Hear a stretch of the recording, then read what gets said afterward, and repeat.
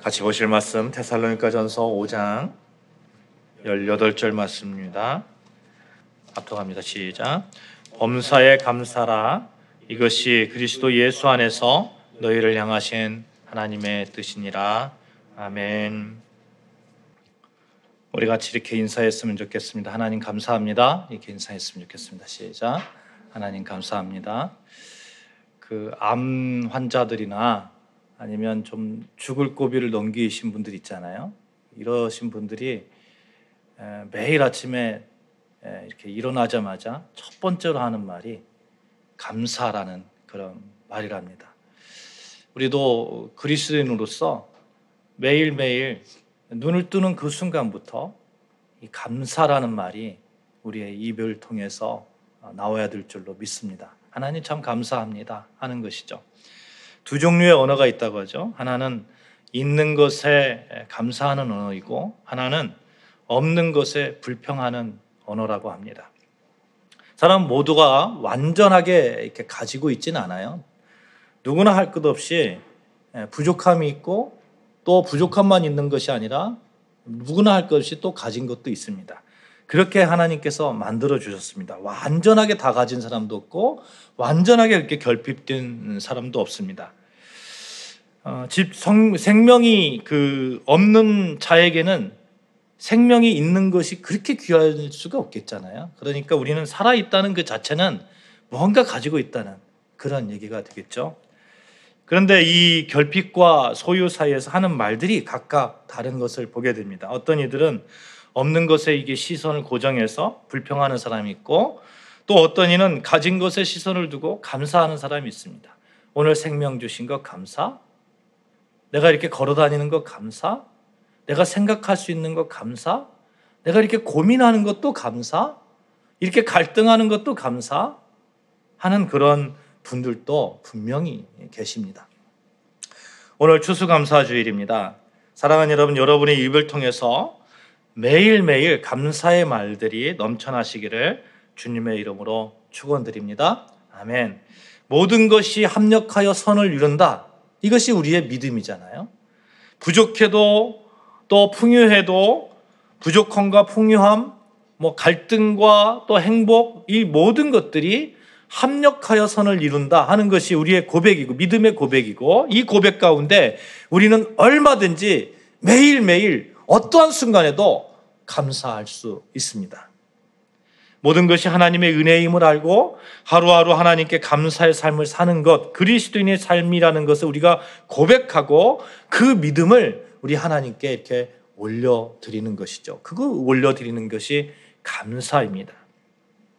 사랑하는 여러분, 추수감사절을 맞이하게 하신 우리 하나님께 영광을 드립니다. 그리고 우리의 말과 행실을 통해서 늘 하나님께 감사할 수 있기를 다시 한번 축원합니다. 아멘. 레나 마리아라는 사람 여러분 아시잖아요. 스웨덴 출신의 이 레나 마리아, 가스펠 가수입니다만 두 팔이 없는 그런 신체를 가지고 태어났어요. 다리도 이렇게 균형 잡힌 그런 다리도 아닙니다. 그 다리도 이렇게 좀 길이가 달라가지고 굉장히 어려운 그런 상황에 있었던 그런 분입니다. 근데 이분이 어렸을 때부터 오른쪽 발가락으로 십자수를 놓고 그림을 그리고 편지를 썼다고 하죠. 말이 발가락으로 십자수를 놓는 거지 그게 우리가 생각하기에 얼마나 불편하겠어요. 그렇죠? 어떻게 그렇게 할 수 있었을까요? 그의 어머니가 이런 말을 늘 레나 마리아에게 했다고 합니다. 할 수 있는 능력을 스스로 무시하지 마라. 그것만큼 큰 장애는 없다. 팔이 없어요? 팔이 없는데 발은 있잖아요. 발가락은 있잖아요. 발가락은 할 수 있잖아요. 그 할 수 있는 아주 조그만한 그 능력이라도 무시하지 말라는 거죠. 할 수 있는 능력을 스스로 무시하고 할 수 없는 것만 바라보는 것처럼 바보는 없습니다. 할 수 있는 것을 우리는 찾아 나서는 거예요. 그리고 감사하며 그것을 사용하는 것입니다. 우리 교회도 할 수 있는 일이 넉넉하게 많음을 믿습니다. 정말 그렇습니다. 우리 자신도 아무리 약해 보여도 할 수 있는 일들이 굉장히 많이 있습니다. 이것을 무시하지 않는 것이죠. 무시한다는 것은 어떤 비교 대상을 가지고 있는 거잖아요. 10억이 있는 사람이 100억이 있는 사람을 보면서 자기 자신을 자꾸 무시한다고 한번 생각해 보십시오. 우리가 볼 때에 그분이 어떻게 보이겠습니까? 가장 큰 장애는 자기가 가진 것에 감사할 줄 모르고 그것을 사용하지 않는 것이다. 우리에게 시사하는 말이 참 의미가 있습니다. 레나 마리아는 정말 행복하게 그렇게 살았던 것 같아요. 아주 작은 행복조차도 그렇게 두 번 다시 누릴 수 없는 최고의 선물이라고 생각하면서 매 순간순간 감사하는 마음으로 그렇게 살았다고 합니다. 그러니까 얼마나 기쁜 마음으로, 기쁜 표정으로 그렇게 살았겠어요. 사람들이 물어보는 거예요. 아니, 어떻게 그렇게 장애가 있는데 그렇게 행복한 그런 삶을 살 수 있습니까? 이렇게 물어보니까 이분이 이렇게 대답했다고 하죠. 박지 않을 이유가 제가 어디가 있습니까? 사람들이 어떻게 그렇게 행복하고 밖에 사세요? 그러니까 레나 마리아가 내가 행복하지 않을 이유가 뭐가 있어요? 내가 박지 않을 이유가 뭐가 있어요? 여러분, 우리가 박지 않을 이유가 하나도 없습니다. 감사하지 못할 이유가 하나도 없습니다. 오늘 추수감사절에 이 확신에 찬 믿음의 고백을 우리 하나님께 올려드리자 하는 것입니다. 그럴 때 하나님께서 계속해서 우리의 삶 가운데 감사거리들을 이렇게 넘쳐나게 하실 것입니다. 마태복음 25장에 달란트 비유가 있어요. 1달란트 받은 사람, 2달란트 받은 사람, 5달란트 받은 사람. 가진 것에 감사할 줄 모르고 이익을 남기지 못했던 1달란트 받은 사람, 가진 것에 감사하면서 정말 열심히 힘을 다해서 이익을 남겼던 2달란트, 5달란트 받은 사람. 이 사람들에 대한 평가가 정말 마태복음 25장 29절에 이렇게 표현되고 있거든요. 이렇게 말씀하고 있거든요. 무릇 있는 자는 받아 풍족하게 되고 없는 자는 그 있는 것까지 빼앗기리라. 이 말씀을 똑같이 감사에 한번 적용해 보자고요. 감사하는 자가 감사거리가 넘쳐날 것이라고 믿습니다. 감사하지 않으면 그나마 있는 감사도 다 뺏기는 거예요. 감사하는 사람에게 더 주고 싶은 마음이 드는 것이 인지상정 아니에요? 이 자녀들 키워보시면 알 거예요. 자녀들 키워보시고 그런 자녀들이 이렇게 감사하는 마음으로 감사합니다 할 때 더 주고 싶잖아요. 더 주고 싶어요. 우리 하나님도 마찬가지입니다. 그래서 오늘 성경에서도 분명하게 말씀하고 계시는 거예요. 너희는 감사하는 삶을 살아라. 이 감사하는 삶은 여호와의 뜻이다. 나의 뜻이다. 우리의 여호와 하나님께서 말씀하고 있습니다. 이 말씀을 믿고 감사하는 모양으로 하루하루 살아가시는 분에게 하나님께서 흔들어 넘치도록 그렇게 부어주시고 채워주시리라고 저는 확실하게 믿습니다. 우리가 즐겨 부르는 찬송이 있어요. 찬송가 384장 나의 갈 길 다 가도록 예수 인도하시니 2절에 보면 나의 갈 길 다 가도록 예수 인도하시니 어려운 일 당할 때도 족한 은혜 주시네. 나는 심히 고단하고 영혼 매우 가라나 나의 앞에 반석에서 샘물 나게 하시네. 나의 앞에 반석에서 샘물 나게 하시네. 내 영혼이 고단할 때에 나의 앞에 반석에서 반석이 어때요? 반석이 돌이잖아요. 돌에서 물이 나올 수 있어요. 그런데 나의 앞에 반석에서 샘물 나게 하시네. 이 믿음의 고백, 어려운 일 당할 때에도 족한 은혜 주시네. 참 주옥 같은 가사입니다만 이 찬송시를 지은 크로스비라는 여사는 생후 6주 만에 소경이 된 세상 구경을 못하고 세상의 눈으로 보면 그렇게 불행한 사람일 수 없습니다. 할머니께 성경을 배웠고 15세에 이 맹인학교에 입학했습니다. 그리고 무려 94세를 일기로 생을 마감하기까지 9,000편의 찬송시를 썼다고 하죠. 9,000편에. 여러분, 사람이 어떤 기준을 정하느냐에 따라서 감사할 수 있고 감사할 수 없는 것 같아요. 일평생 앞을 보지 못한다. 여기에 기준을 두면 감사할 수 없습니다. 절대 감사할 수 없어요.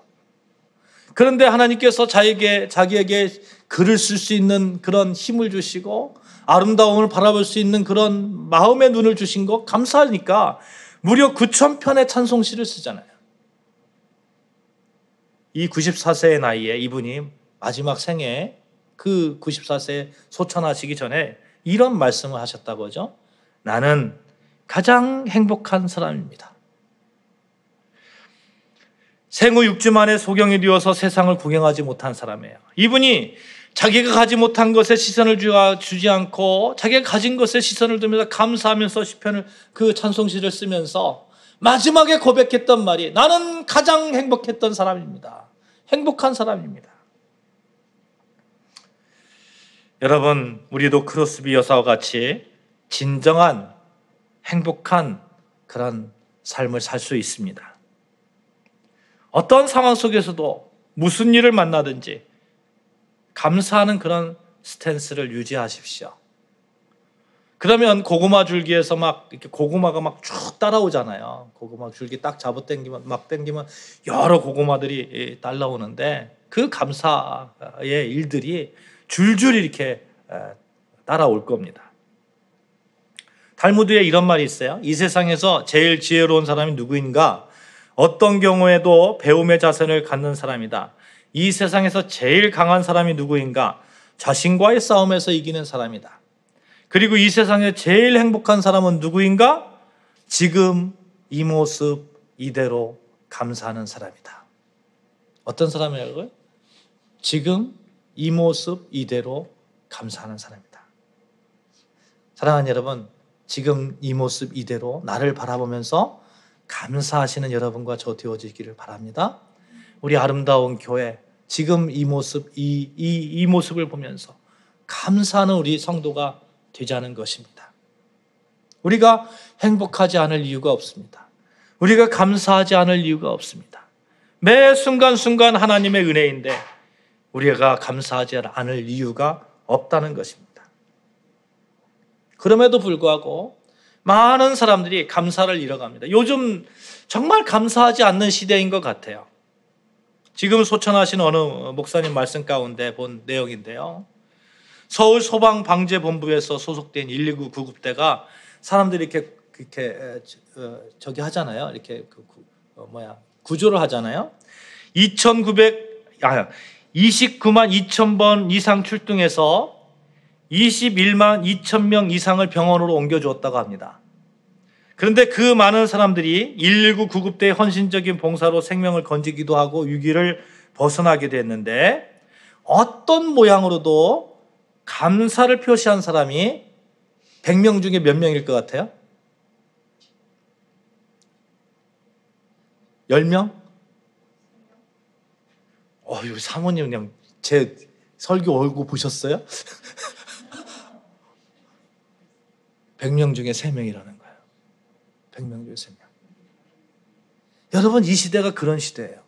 제가 유학할 때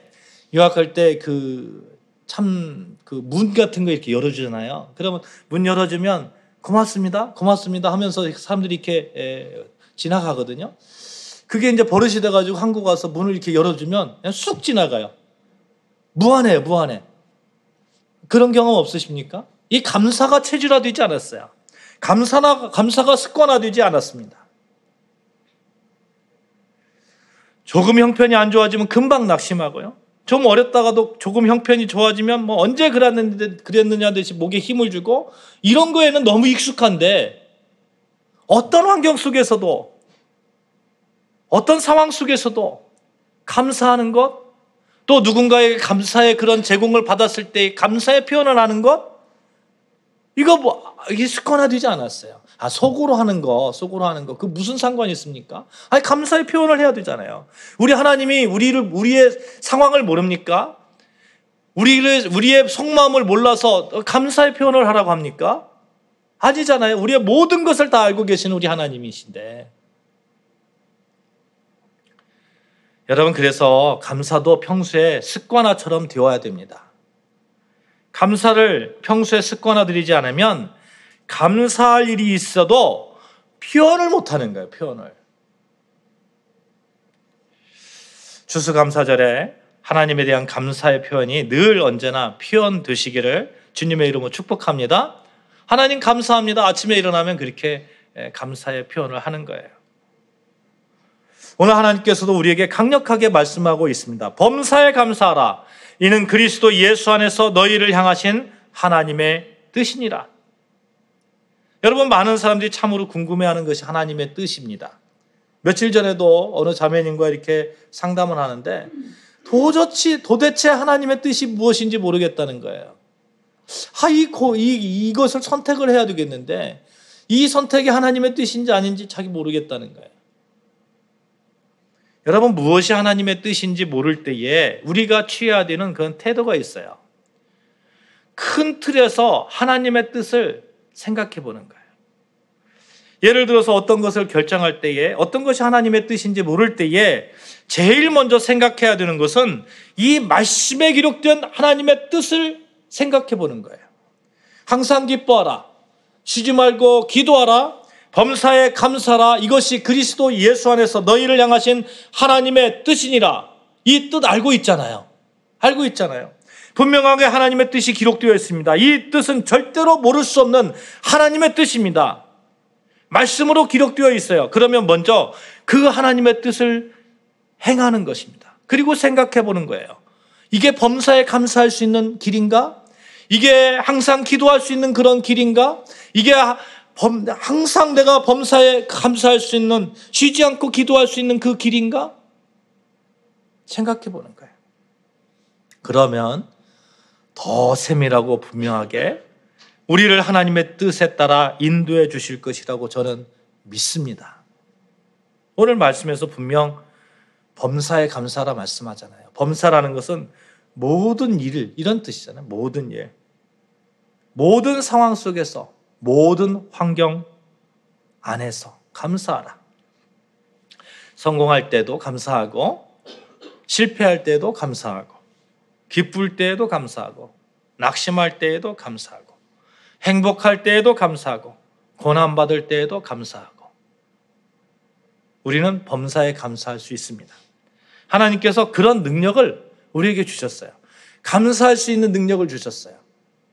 아니, 하나님이 우리에게 감사할 수 없는 것을, 우리가 할 수 없는 것을 요구하시겠어요? 우리가 할 수 있으니까, 범사에 감사할 수 있으니까 그걸 요구하시는 거예요. 범사에 감사하는 삶, 언뜻 보면 쉽지 않을 것 같습니다. 우리에게 불가능할 것 같아요. 그런데 하나님이 불가능한 것 시키지 않는다니까요. 쉽지 않아 보일 수 있어요. 우리가 쉽게 그렇게 막 감정의 변화도 있고, 삶 가운데서 부딪히는 그런 어려움들이 너무 많기 때문에 그럴 수 있습니다. 그런데 어떻게 범사에 감사할 수 있습니까? 여러분, 우리는 그리스도인이라는 사실을 잊어버리면 안 됩니다. 디모데후서 3장 2절 3절 말씀 제가 읽겠어요. 돈을 사랑하며 자긍하며 교만하며 회방하며 부모를 거역하며 감사치 아니하며 거룩하지 아니하며 무정하며 원통함을 풀지 아니하며. 이 말씀이 무슨 말이냐 하면 마지막 때에 있을 일들을 기록하고 있는 거거든요. 마지막 때에 이렇게 될 거다. 돈을 사랑하며 자긍하며 교만하며 회방하며 부모를 거역하며 또 감사치 아니하며. 감사치 아니하며. 마지막 때가 되면 사람들이 감사를 잃어버린다는 겁니다. 우리는 그리스도인이에요. 지금 마지막 때가 가까워졌다는 것을 우리가 인식하고 그리스도인으로서 하나님의 백성됨에 감사할 수 있는 그러한 나 자신을 봐야 됩니다. 나는 어떤 사람인가? 나는 그리스도인이다. 나는 예수 그리스도를 통해서 하나님의 백성된 사람이다. 그러기 때문에 나는 범사에 감사할 수 있다. 예수 그리스도를 통해서 나는 감사할 수 있는 사람이다. 우리가 어려울 때에도 괴로울 때에도 예수님은 여전히 나를 사랑하시는 자다. 하나님께서 예수 그리스도 안에서 나를 위해서 하신 일에 비하면 나는 정말 감사할 것밖에 없다. 이 믿음의 고백으로 우리는 범사에 감사할 수 있습니다. 믿음은 우리의 생각을 변화시킵니다.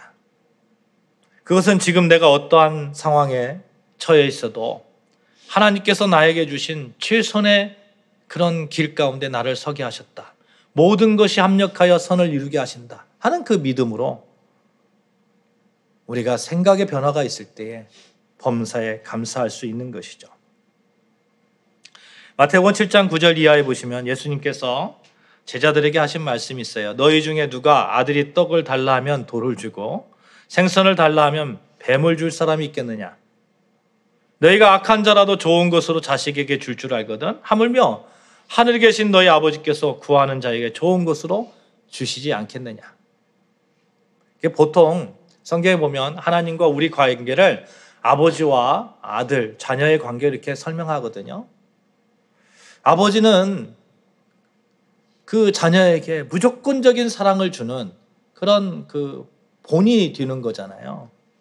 물론 그렇지 않은 사람도 있습니다만, 아버지라는 생각을 하면 자녀에게 사랑을 주는 것을 우리가 생각합니다.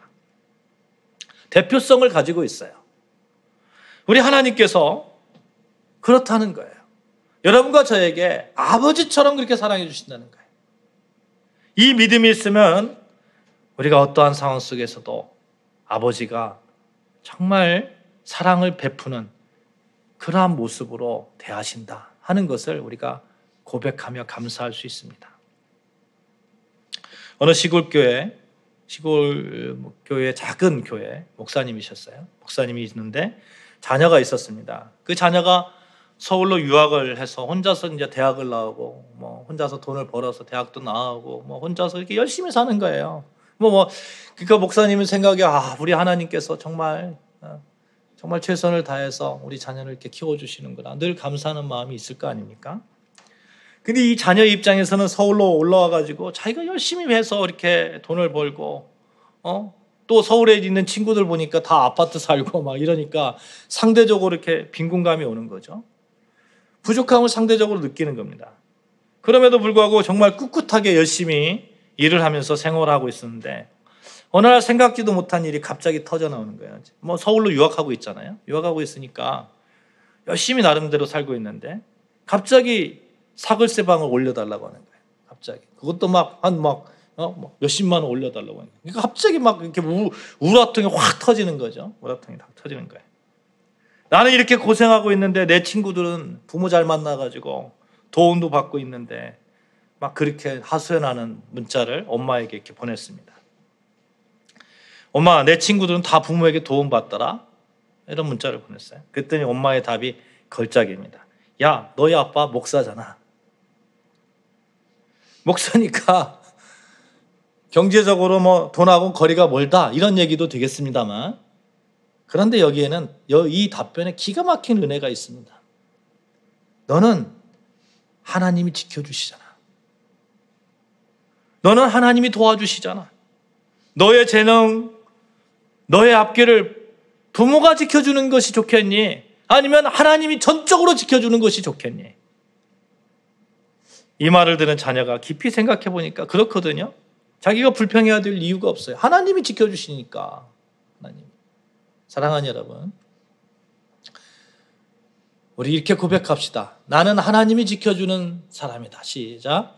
나는 하나님이 지켜주는 사람이다.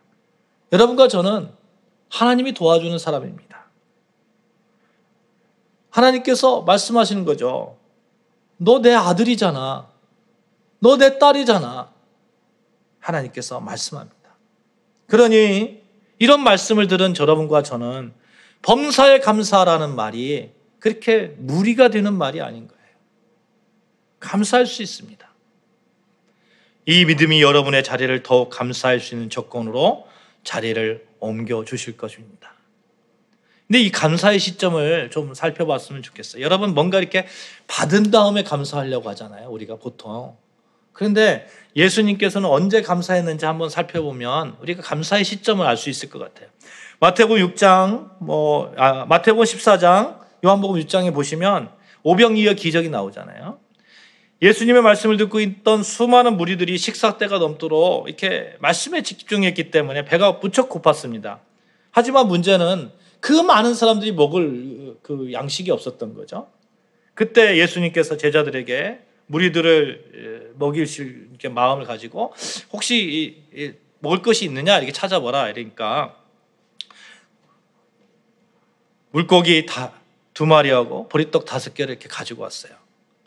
그래서 제자들이 말을 합니다. 예수님, 우리에게 있는 거 고작 이것밖에 없습니다. 5개의 물고기, 5개의 보리떡, 2마리의 물고기 이것밖에 없습니다. 요한복음 6장 11절에 보니까 상황이 이런 상황인데 예수님이 그것을 놓고 어떻게 하시냐는 거예요. 축사를 하셨다고 합니다. 축사. 축사라는 말이 뜻이 뭔가요? 축사라는 것은 빌축자예요. 빌축자. 살해할 사자. 그러니까 감사의 기도를 올려드렸다는 거예요. 하나님께. 여러분 여기에서 감사의 시점을 한번 보십시오. 보리떡 5개하고 물고기 2마리하고 이걸 가지고 많은 사람들에게 다 먹인 다음에 기적을 일으킨 다음에 감사했습니까? 아니요. 기적을 일으키기 전에, 이 기적이 일어나기 전에 그렇게 될 줄로 믿고 감사했다는 거예요. 감사는 그런 거예요. 미리 하는 거예요. 미리. 아침에 일어나서 오늘 하루 일어날 일들에 대해서 미리 감사해 보십시오. 기적이 일어난다니까요. 기적이. 사랑하는 여러분, 하나님은 우리의 아버지이십니다. 아버지의 뜻은 범사에 감사하는 삶 속에서 우리가 축복받는 자로 서는 것입니다. 아침에 일어나자마자 제일 먼저 감사하는 삶을 사는 자에게 하나님께서 반드시 축복해 주시라고 믿습니다. 감사거리가 넘쳐나기라 믿습니다.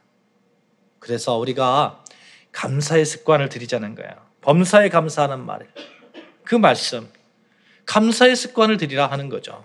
출애굽기 34장 22절에 보시면 감사의 절기를 지키라고 합니다. 감사의 절기를 지키라는 얘기가 뭐 추수감사절 아니면 뭐 맥추감사절 뭐 이렇게 드리라는, 그날만 딱 드리라는 그런 얘기가 아니잖아요.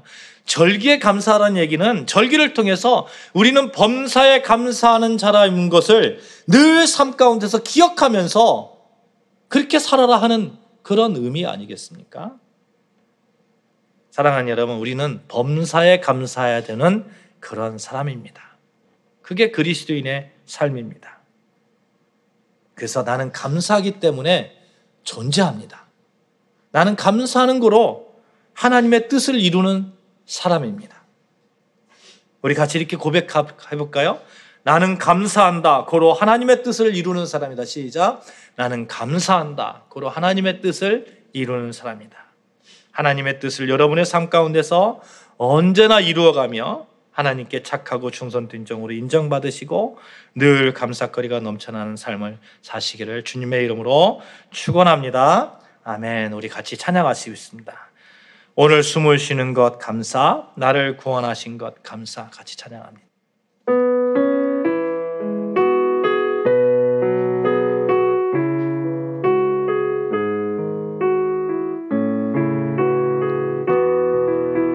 오늘 숨을 쉬는 것 감사, 나를 구원하신 것 감사.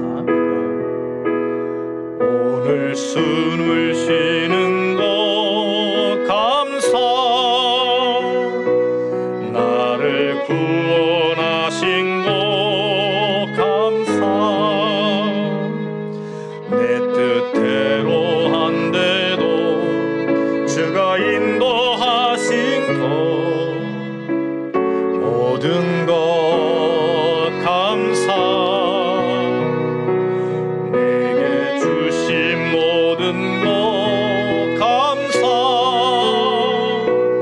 때론 가져가심도 감사. 내게 고난 주셔서 주 뜻 알게 하신 것, 모든 것 감사. 오늘 숨을 쉬는 것, 오늘 숨을 쉬는 것 감사. 나를 구원하신 것 감사. 내 뜻대로 한 대로 주가 인도하신 것, 모든 것 감사. 항상 주 안에 있음 감사. 참된 소망 주심 것 감사. 나 같은 사람도 자녀 삼아 주신 것, 모든 것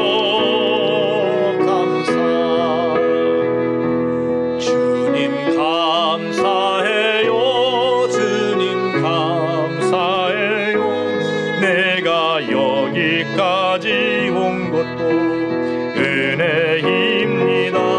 주님 감사해요. 주님 감사해요. 나를 사랑하신 주 사랑 감사합니다. 하나님,